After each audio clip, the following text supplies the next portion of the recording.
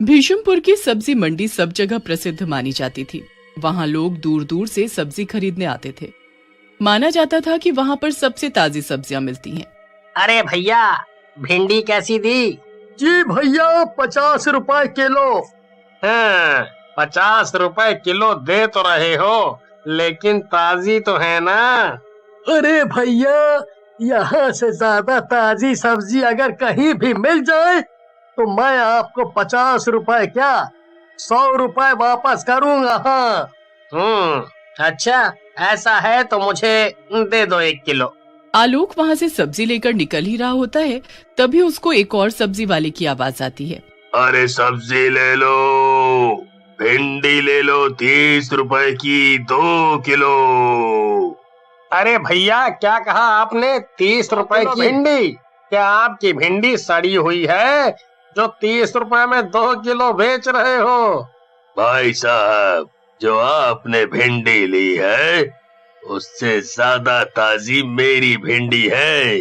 विश्वास नहीं है तो तोड़ के देख लो। आलोक एक भिंडी तोड़कर देखता है तो वो सच में बहुत ताजी लगती है। आलोक को बहुत गुस्सा आता है कि उसने 50 रुपए किलो भिंडी खरीदी और यहाँ पर उसको वही भिंडी 30 रुपए की 2 किलो मिल रही है। तो आलोक पुराने सब्जी वाले के पास जाता है। आप तो कह रहे थे कि आपसे अच्छी और ताजी भिंडी अगर कहीं मिले तो आप 50 क्या मुझे 100 रुपए देंगे? तो निकालिए 100 रुपए। मिल गई मुझे। वो देख रहे हैं, वो इससे अच्छी भिंडी 30 रुपए की 2 किलो दे रहा है।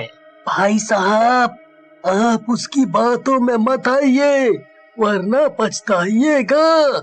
वो ऐसा वैसा सब्जी वाला नहीं है, वो एक सौदागर है, एक भूतिया सौदागर। तुम्हारी सब्जी नहीं खरीदी तो तुम अब ऐसी बातें बनाओगे? रहने दो तुम 100 रुपए, मुझे मेरे 50 रुपए ही वापस करो। मैं तो उसी से सब्जी लूंगा। अब वो तो आपकी मर्जी है साहब, मैं उसमें कुछ नहीं बोल सकता, लेकिन मैं एक बार आपसे बस ये बोलना चाहता हूँ कि वो सब्जी वाला ठीक नहीं है। आप उससे सब्जी ना ले तो ही बेहतर है। ये लीजिए अपने 50 रुपए। आलोक 50 रुपए लेकर दूसरे सब्जी वाले के पास से 30 रुपए किलो की 2 किलो भिंडी ले लेता है और घर लौट जाता है। लेकिन वो सब्जी वाला सही में कोई ऐसा वैसा सब्जी वाला नहीं, बल्कि एक भूतिया सौदागर होता है। अरे सुनती हो? देखो मैं कितनी अच्छी और ताजी भिंडी लेके आया हूँ। बताओ तो जरा कितने की मिली होगी ये मुझे? 40-50 रुपए किलो तो मिली ही होगी। क्या बात है, आज तो आपने कमाल कर दिया जी। चलो आप बैठो, मैं अभी बना कर लाती हूँ गर्मा गर्म। आलोक और उसकी पत्नी भिंडी को बैठकर बड़े मजे से खाते हैं और फिर सोने चले जाते हैं। लेकिन जैसे ही वो सोते हैं उनको कुछ महसूस होता है। ये मुझे क्या हो रहा है? मेरे मुंह से खून क्यों आ रहा है? मेरे साथ भी यही हो रहा है। तभी वहाँ भूतिया सौदागर उनके सामने प्रकट हो जाता है। आलोक और उसकी पत्नी वहीं पर मर जाते हैं और भूतिया सौदागर उन्हें खा लेता है। अगले दिन सतीश भी सब्जी मंडी जाता है और वो सीधा भूतिया सौदागर के पास चला जाता है। ये सब्जियाँ कितने की हैं? जितने की आपको लेनी है मैं लगा दूंगा। बहुत ताजी सब्जियां हैं, बताओ कितनी दे दूं? सब कुछ 2-2 किलो। क्या बात है, कोई पार्टी है क्या? हाँ, नया घर लिया है तो बस उसी की खुशी में एक पार्टी रखी है। तब तो मैं 2 किलो और आपको मुफ्त में दूंगा। आप बहुत अच्छे हैं, क्या आप भी मेरी पार्टी में आएंगे? जी जरूर, आपने मुझे बुलाया तो मैं जरूर आऊंगा। ठीक है, पार्टी कल शाम 5 बजे है। सतीश वहाँ से जा ही रहा होता है कि तभी उसको एक दूसरा सब्जी वाला रोक लेता है और डरा डरा उससे बोलता है। साहब, मैंने बहुत लोगों को पहले भी समझाया है, लेकिन कोई मेरी नहीं समझा और अपनी अपनी जान गंवा बैठे। लेकिन आप तो मुझे समझो साहब। तुम कौन हो और ये सब क्या बोल रहे हो? मैं सब जानता हूँ, मेरा पूरा परिवार खत्म हो गया था इसी में। ओफो, लगता है कोई पागल है। घर जाता हूँ, बहुत काम है, पार्टी है। सतीश इतना बोलकर घर चला जाता है और वहां जाकर अपनी पार्टी की तैयारियां करने लगता है। सतीश हलवाई को सब बनाने को बोल देता है। उसके बाद हलवाई सब बना देते हैं और फिर सारे मेहमान आ जाते हैं। तभी भूतिया सौदागर वहां आ जाता है और सतीश उसका अच्छे से स्वागत करता है और सब खाना खाने लगते हैं। बस सतीश और उसकी पत्नी व्रत में होने के कारण कुछ नहीं खाते हैं। सब खाना खाकर सोने चले जाते हैं, लेकिन आधी रात को फिर से उन लोगों को भी कुछ होने लगता है। भूतिया सौदागर सबके कमरों में घूमता है और सबको मार मार कर खाने लगता है। लेकिन जब वो सतीश और उसकी पत्नी के कमरे में जाता है तो देखता है कि वो तो आराम से सो रहे हैं। भूतिया सौदागर को कुछ समझ नहीं आता और वो वहां से उन दोनों को बिना मारे निकल जाता है। सतीश और उसकी पत्नी अगले दिन उठते हैं तो देखते हैं चारों तरफ बस खून फैला हुआ था। हमारे सब अपने मारे गए और हम बच गए, लेकिन ऐसा क्यों हो गया? ऐसा क्या था जो हमने किया और इन्होंने नहीं? तभी अचानक सतीश को वो सब्जी वाला याद आ जाता है जो उससे अजीब अजीब बातें कर रहा होता है। सुनो, मैं अभी आता हूँ, तब तक तुम पुलिस को बुलाओ। लेकिन आप जा कहाँ रहे हैं? कुछ नहीं, तुम वो करो जो मैंने कहा है। और सतीश वहाँ से भागते हुए सीधा उस सब्जी वाले के पास जाता है जिससे उसकी सब्जी लेने के बाद बात हुई थी। अरे सुनो, तुम उस दिन क्या कह रहे थे? मुझे क्या नहीं करना चाहिए था?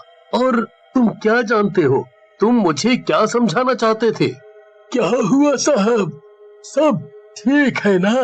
आप इतने ही घबराए हुए क्यों लग रहे हैं? तुम मुझे पहले बताओ, तुम मुझे क्या समझाना चाहते थे? ऐसी कौन सी बात थी? ओह साहब, जिससे आपने उस दिन सब्जी ली थी वो एक भूतिया सौदागर है। वो जिसको भी सब्जी बेचता है वो सब मारे जाते हैं। मैंने भी उससे एक दिन अपनी सब्जी खत्म हो जाने पर सब्जी ली थी, लेकिन मैं वो सब्जी नहीं खा पाया और मेरे पूरे परिवार ने खा ली, जिससे वो सब मारे गए। तब से मैंने ये गौर करना शुरू कर दिया। तो फिर तुमने कुछ किया क्यों नहीं? क्योंकि मैं बहुत डर गया था। मुझे समझ नहीं आता था कि मैं इस बात को किसको और कैसे बताऊं। कहीं भूतिया सौदागर को अगर ये पता चला कि मुझे उसका सच पता है तो वो मुझे भी न मार डाले। मैं मरना नहीं चाहता साहब। तुम्हें पता है, तुम्हारे इस डर की वजह से आज मेरा घर शमशान घाट बन गया है और इस सब का जिम्मेदार मैं खुद को मानता हूँ, लेकिन मैं तुम्हारी तरह चुप बैठने वालों में से नहीं हूँ। इतना बोलकर सतीश बहुत गुस्से में अपने घर जाता है। पुलिस वहाँ आ चुकी होती है। सतीश पुलिस को सारी बातें बता देता है। हम आपकी बात समझते हैं, लेकिन इसका कोई सबूत नहीं है। और पुलिस भी सतीश की बिना सहायता किए वहाँ से चली जाती है। लेकिन सतीश ने मन बना लिया होता है कि वो भूतिया सौदागर से बदला जरूर लेगा। सतीश भूतिया सौदागर के पास जाकर फिर से 10 किलो सब्जी खरीदने को बोलता है। अरे आप वही है ना जिन्होंने मुझे घर पर बुलाया था? क्या आपके घर पर फिर से कोई पार्टी है? और उस दिन वाली पार्टी कैसी रही? हाँ, पार्टी तो बहुत अच्छी रही। इतनी अच्छी कि लोग मुझसे बोल रहे हैं कि मैं दोबारा से एक पार्टी दूं। और सब्जियां बहुत अच्छी बनी थी, जिसके लिए ये मैं सब्जियां ले रहा हूँ। और मैं चाहता हूँ कि इस बार भी आप जरूर आए। हाँ, मैं जरूर आऊंगा। तुम मुझे जरा बताओ कि तुम करना क्या चाहते हो? तभी वहाँ पर भूतिया सौदागर आता है और वो फिर सतीश के घर में घुसता है, लेकिन वहाँ पर कोई नहीं होता। अरे यहाँ तो कोई आया ही नहीं अभी तक। हाँ, सब आ जाएंगे। आप बस इस बार सबसे पहले आए हैं। आइए, देखिए मैंने कितनी खास तैयारी करी है आपके लिए। अरे ऐसी क्या तैयारी की है इसने? अरे देखो, मैंने आपसे इतनी सारी सब्जियां खरीदी, वो भी एकदम सस्ती और ताजी ताजी। तो मैंने सोचा क्यों ना मैं भी अपने बगीचे में कुछ सब्जियां उगाऊं। हाँ, बिल्कुल। और वो सतीश को कुछ कुछ तरीके बताने लगता है। वो उसे बीजों के बारे में जानकारी देने लगता है। तभी चुपके चुपके सतीश अपनी बीवी को कुछ इशारे करता है। उसकी पत्नी इशारे समझ जाती है और जैसे कि उन दोनों ने तय किया था, सतीश की पत्नी बताया हुआ सामान लेकर बगीचे में आ जाती है। सतीश और उसकी पत्नी भूतिया सौदागर को उसी लकड़ियों के बीच धक्का दे देते हैं और माचिस डालकर उसको जलाकर राख कर देते हैं और भूतिया सौदागर खत्म हो जाता है। एक समय की बात है, एक छोटे से घर में एक सुशील और उसकी पत्नी कविता रहते थे। सुशील और कविता का एक चलता फिरता ढाबा था। सुशील की पत्नी कविता बड़ा ही स्वादिष्ट खाना बनाती थी। जो उसके हाथ का खाना खाता था अपनी उंगलियां चाट लेता था। सुशील और कविता दोनों ही बड़े मेहनती थे और मिलजुल कर काम करते और अच्छे खासे पैसे कमा लेते थे। वो रोज सुबह 4 बजे उठ जाते थे और खाना बनाने में लग जाते थे और 8 बजे तक अपना चलता फिरता ढाबा लेकर निकल पड़ते थे। सब कुछ काफी अच्छे से चल रहा था। हमेशा की तरह एक दिन कविता सुबह उठकर अपना काम कर रही थी। सुशील उस दिन देर तक सो रहा था और कविता ने सोचा कि क्यों न वो अकेले ही सारा काम निपटा ले।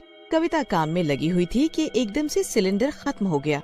ओहो, ये सिलेंडर को भी अभी खत्म होना था। एक काम करती हूँ, इसे मैं खुद ही लगा लेती हूँ। कविता को सिलेंडर लगाने आता ही नहीं था, फिर भी वो खुद से सिलेंडर लगाने लगी। उसने ठीक से सिलेंडर का पाइप नहीं लगाया, जिसकी वजह से रसोई में एक जोरदार धमाका हुआ। धमाके की आवाज सुनकर सुशील दौड़ता हुआ आया। अंदर रसोई में उसकी पत्नी कविता जोर जोर से चिल्ला रही थी।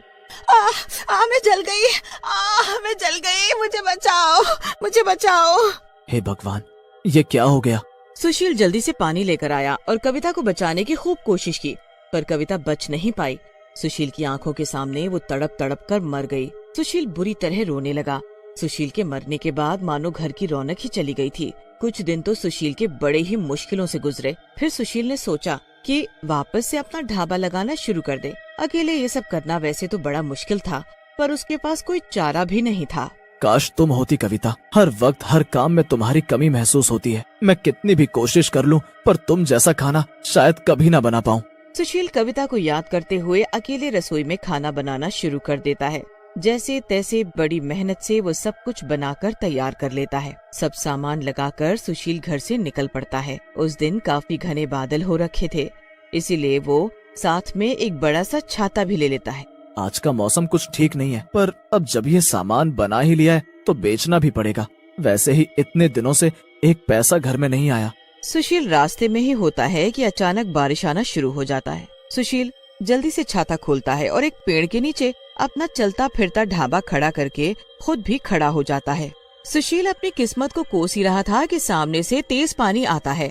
सुशील का ढाबा पानी में तैरने लगता है। सुशील खुद को बचाने के लिए पेड़ को पकड़ लेता है।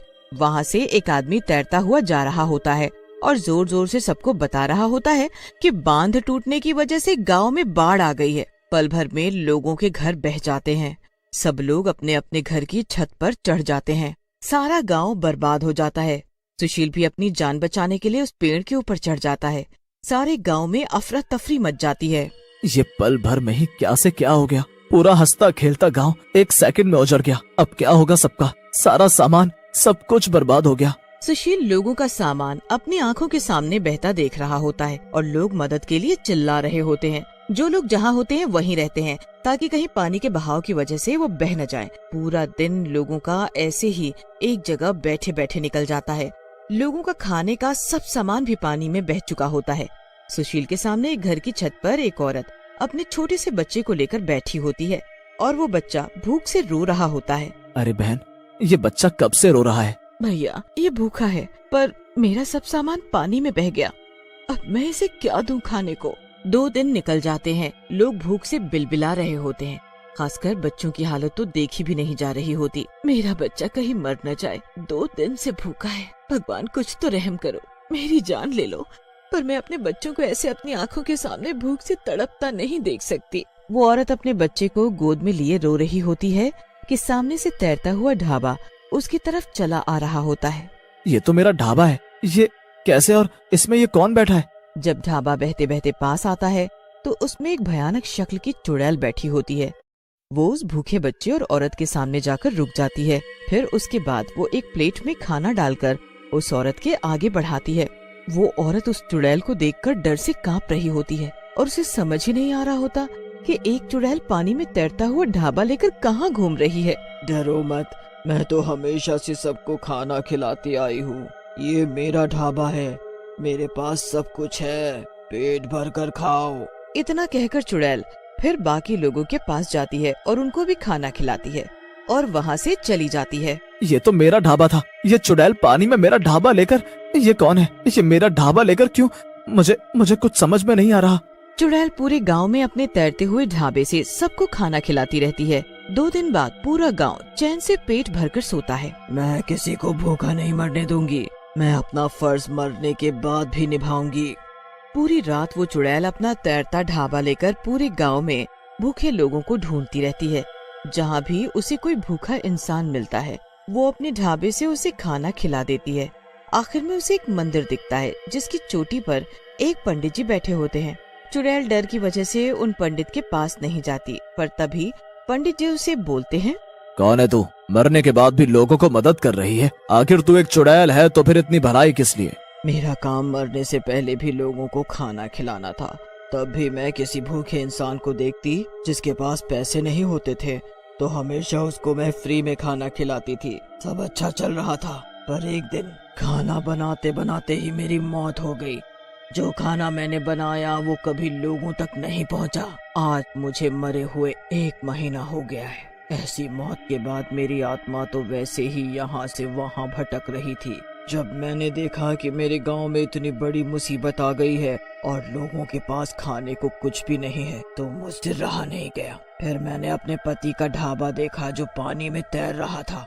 शायद भगवान यही चाहते थे कि मैं लोगों की मदद करूं। बस मैंने वही किया। मैंने गांव के भूखे लोगों को खाना खिलाना शुरू किया और बस मेरी आत्मा को कहीं न कहीं सुकून मिल रहा है। तो क्या तुम नहीं चाहती कि तुमको मुक्ति भी मिले? नहीं पंडित जी, मेरी मुक्ति से अगर ये लोग भूखे रह गए तो मुझे नहीं चाहिए ऐसी मुक्ति। मैंने आज तक बहुत चुड़ैलों और भूतों के बारे में सुना, कितनों को मैंने मुक्ति भी दिलाई, पर आज जो मैं देख रहा हूँ वो मैंने पहले ना कभी देखा और ना सुना। समझ नहीं आ रहा कि भगवान से गलती हो गई या वो उन्होंने तुझे चुना लोगों की मदद के लिए। चुड़ैल पंडित जी को उसके बाद एक प्लेट खाना देकर वहाँ से चली जाती है। गांव की हालत 1 हफ्ते तक ऐसी की ऐसी ही रहती है। 1 हफ्ते वो चुड़ैल लोगों को अपने तैरते ढाबे से खाना खिलाकर उनका पेट भर रही होती है। हैरत की बात तो ये होती है कि उसके ढाबे का खाना खत्म ही नहीं हो रहा था। वो जितना भी लोगों को खाना खिला देती फिर भी सारे डब्बे खाने से भरे ही रहते थे। अब बस पूरे गांव में लोग उस चुड़ैल के तैरते हुए ढाबे पर ही निर्भर थे। उसके अलावा उनके पास खाने का कोई सामान नहीं था। इतने दिन वो चुड़ैल सबका ध्यान रखती है और फिर धीरे धीरे गांव से सारा पानी सूख जाता है। सब लोग सुरक्षित बच जाते हैं। सुशील पेड़ से उतरता और उसे सामने वही ढाबा दिखता है, पर वहाँ आसपास कोई चुड़ैल नहीं होती। पूरा गांव उस चुड़ैल को ढूंढता है, पर वो चुड़ैल किसी को कहीं नहीं दिखती। सुशील अपना ढाबा लेकर घर की तरफ जाने लगता है कि तभी उसको सामने वही पंडित जी दिखते हैं। अरे ये ढाबा तो उस चुड़ैल का था। हाँ पंडित जी, पर जाने वो अचानक कहाँ गायब हो गई। उसे मुक्ति मिल गई बेटा, इसलिए वो चली गई। उसकी आत्मा भूखे लोगों को ऐसे तड़पता हुआ देखकर भटक रही थी। उसने मुझे बताया था कि खाना बनाते हुए उसकी मौत हो गई थी और वो खाना कभी लोगों तक नहीं पहुंच पाया। क्या उसने ऐसा बताया आपको? हाँ, पर तुम क्यों चौंक रहे हो? क्योंकि मैं पहचान ही नहीं पाया कि वो मेरी पत्नी कविता थी। वो रोज मुझे खाना देकर जाती रही और मैं उसे पहचान न सका। अब तू दुखी मत हो, तुझे खुश होना चाहिए कि तेरी बीवी ने मरने के बाद भी लोगों की कितनी मदद की और अब उसकी आत्मा को मुक्ति मिल गई है। हाँ पंडित जी। सुशील अपनी पत्नी कविता के बारे में सोचते सोचते घर चला जाता है और बस अगले दिन से अपना ढाबा लगाना शुरू कर देता है।